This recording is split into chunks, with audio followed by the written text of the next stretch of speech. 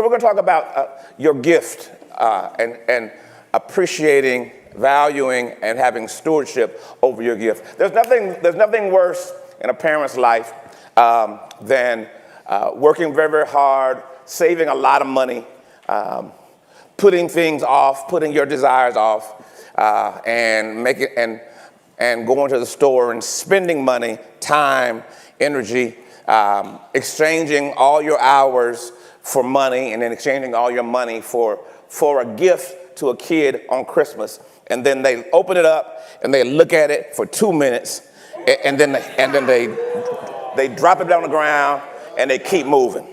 It is nothing more upsetting because you think about all that it took for you to make that happen, and all that you had to push around, and all you had to not take, things you didn't take part in yourself, things you didn't do for yourself, so that they could have this thing, whatever this thing is, a bike or a toy or what have you. And it's nothing more frustrating because you look at that, even when the child is small. Even when the child is small, you look at it as a lack of appreciation. Can I get an amen on that one? So when we look at appreciation is defined as this. It's the recognition of something. It's the recognition of the quality of something. You buy a kid this gift. You buy a kid these shoes. You buy a kid this item, and then you walk in their room and it's sitting on the floor. It's left. The dog is chewing on it. They left it in the back seat. They left the bike outside and it's raining on it. I can remember once as a child. I remember this story. My dad, it's one of the few memories I have vividly of an interaction with my dad, because I had a bike, and I had an Evel Knievel bike. And I love this Evel Knievel bike. You know, it had the fat tire in the back and everything else. Man, I loved that. I wanted it. I guess he and my mom had purchased it for me, and I loved it as a kid. I ride it around every day, and it was just the coolest bike, red, white, and blue, and everything else. And my dad kept telling me this. He says, "Listen, son, now stop parking your bike or getting off your bike and drop it in the driveway." Because I would ride home and get in the driveway. When you're little, you just jump off of it and keep up and go inside. And he kept telling me over and over again, "Stop leaving your bike. Stop leaving your bike in the driveway. Stop leaving your bike in the driveway." One day he was coming home, and he came home, and I had once again got off the bike, dropped it in the driveway, and ran the house real quick. And because the bike is on the ground, he whips in the driveway. He doesn't see it. He doesn't see it. He hits the bike, bends it up, and then he's like, "What happened?" And he jumps out, and he's looking, and he's upset. Number one, because he knows I'm gonna be upset. But then he's also upset, and even more so, because the whole issue was due to my negligence. So and I'm like, and I see my bike, and I'm just like, oh, and he was like, "I've been telling you over and over again to stop taking this thing that your mom and I have saved money for. We spend our money on, we spend our time on. Don't take it and abuse it and then leave it anywhere, treat it any kind of way, so don't be mad now when that thing is messed up." Am I making sense? So when you have appreciation for something, you recognize the quality. When you have appreciation, you recognize the significance. When you have appreciation, you have gratitude when you see it and everything else. This is why we have to be careful about some of the gifts that we get our children and get people, because you give people a gift that they don't have the ability to appreciate. That kid doesn't know how much that really cost, even though they say they wanted it, but they might not be able to because they don't recognize the value. They don't see how the value is. They don't perceive the qualities well enough. So when you have lack of appreciation for something, it's when you have lost, when it's lost its significance to you. When it's lost, when your opinion about it and your gratitude for it has slipped. Now, when we look at this idea of appreciation, how do I know I appreciate something? You appreciate something when being around it, with it, or having it in your possession increases your energy. When you like something, when you really like something, being around it, it gives you energy. It gives you excitement. Having it gives you excitement, gives you energy. When I have a gift that I like, I spend time with it. When I have something that I like, you can always tell that I like it because I'm going to be in it. I'm going to be messing with it. I will even close myself off from the world. I said, leave me alone. I'm finna play with my gift. You know, I'm finna mess with it. I promise you I'm getting ready to do it. I was joking with you guys a couple of weeks ago when you guys got me the bag. And I said, now after service, I'm telling you what I'm going to do. And I went to my office and I closed the door and I was exchanging stuff in my bag and moved stuff around. And I told my armor bearers, I said, well, I'm not really sure which bag I'm going to yet. You're going to see a couple of changes. I'm still trying to figure this out. And then I went home and I said, hey, Felicia, you see my bag? And she was like, yeah, I saw your bag. And I was like, look at my bag. And then last week I was getting up and I said, did I show you my bag? I said, did I show you my bag? I said, you didn't look at my bag. She said, I looked at your bag. You showed it to me that night. I said, you sure? Because it seemed like you didn't look at my bag. It's because I recognize the value of it. Am I saying? I like for it to be with me. So I didn't even want to take out my stuff because they were like, hey, we're going to get a monogram for you. I said, but that means I got to give you out my bag? So you should have had a monogram before you gave it to me. You know, so I asked Elder Greer last week, I said, so if y'all get it monogrammed, can I just take it in? Or do I have to give it to y'all and then y'all go? And she was like, well, sir, we can probably go to the store and get it done. I said, well, can I just take it in or can I give it to you in the morning and then you give it back to me in the afternoon? Everything. Wow. Now, see, y'all are laughing, but it should show you something that I appreciate it. Am I making sense? And I care for how it's being taken care of. And the other day, I took leather cleaner and I sprayed a leather treatment. And I went home, Elder, and I sprayed the leather treatment all over it. And it said, leave it out for an hour. So I laid it out and I let it dry in the middle of the floor all day. And I was like, don't nobody touch it. Keep the dog away, everything away, because it's got to dry and everything else because I'm treating it. Now that lets you know that I appreciate it, right? Right. So anything that you appreciate, you get increased energy with. You have optimism for it, man. It's like, man, this is a really nice bag. This is really nice. This is really nice. Everything else, and then you have empathy, which means don't mess up my stuff because it's valuable.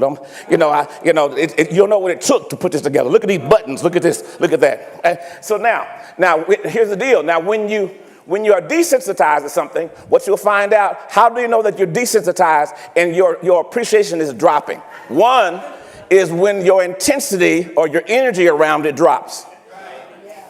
When your intensity or your energy around it starts to fail off, that lets you know that you're losing your appreciation.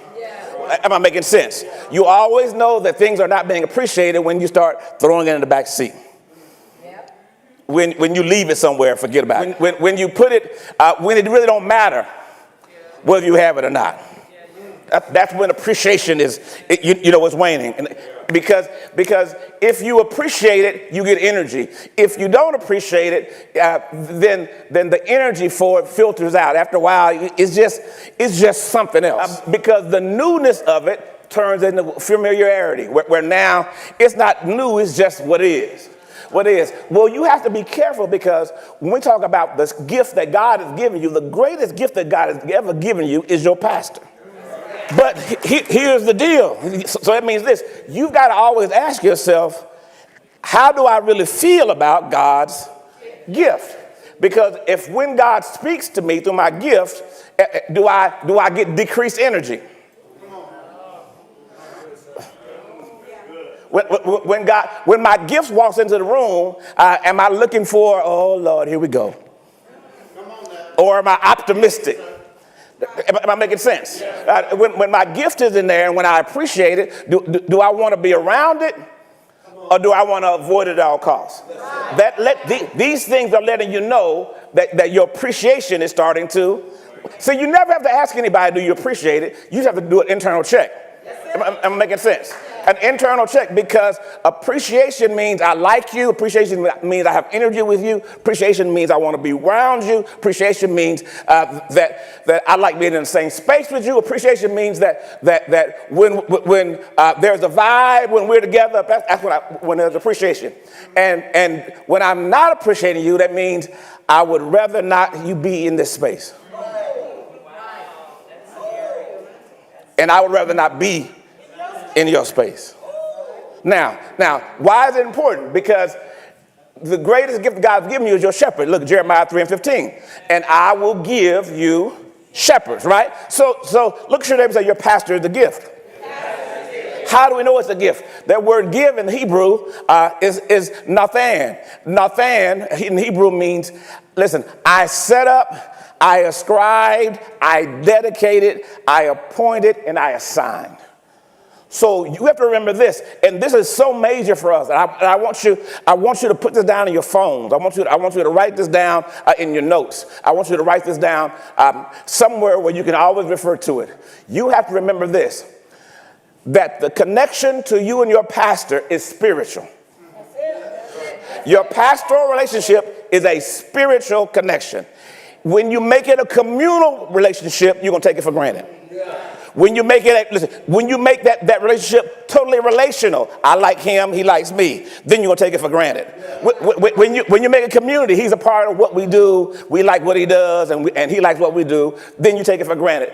The relationship between you and your pastor is spiritual. The minute that you stop recognizing that is a spiritual relationship is the minute you're going to stop appreciating it. Why? Because he get on your nerves. Because he's going to ask you for it. Because he's going to demand that you do something different. Now, I want you to understand something. See, y'all got to get me here. You got to get me here. This right here. Most parishioners fall out of the church just because of this point right here. They forget that this relationship is spiritual. It is spiritual. Dr. Moody, what do you mean it's spiritual? Why? It says, I will give you shepherds, right? According to my heart. That word heart is lev, right? Lev in Hebrew. Lev, it literally means the inner mind. So this shepherd that I'm giving you, or this gift that I'm giving you, this gift that I'm appointing you, is from my inner mind, my understanding, my knowledge, my thinking, my inclinations, and the determination of my will. That means when I thought about you, I thought about this gift. All right. And I'm going to assign this gift to you. Am I making sense? I am assigning this gift to you. See, understand something. You can't pick your parents. And the parents, listen, it is just a roll of dice DNA wise when we have you. We hope you get all the good ones. Right. All my good genes. Am I making sense? But here's the deal. I have stewardship over that child, and you have to reverence and respect me as your parent, right? However, that parental relationship is only in existence while you're on this earth. That parental relationship that you value so much in heaven is going to be your brother and sister. So you have to value your pastoral relationship, get this, greater than your parental relationship. Thank you for worshiping with us today. If you liked this message, you can find the rest at cmllcstore.com. We invite you to join us again for our extraordinary worship services every Sunday at 10:30 a.m., Sundays at 4 p.m., and Wednesdays at 7:30 p.m. Central, where Dr. Moody teaches how to understand the Bible, and you can get all your biblical questions answered. We look forward to connecting with you. We ask that you subscribe to The Rock ATX on YouTube and follow The Rock ATX on Facebook and Instagram to stay connected to all The Rock is doing. You can also get connected on our website at therockatx.org. Again, thank you for worshiping with us, and be blessed.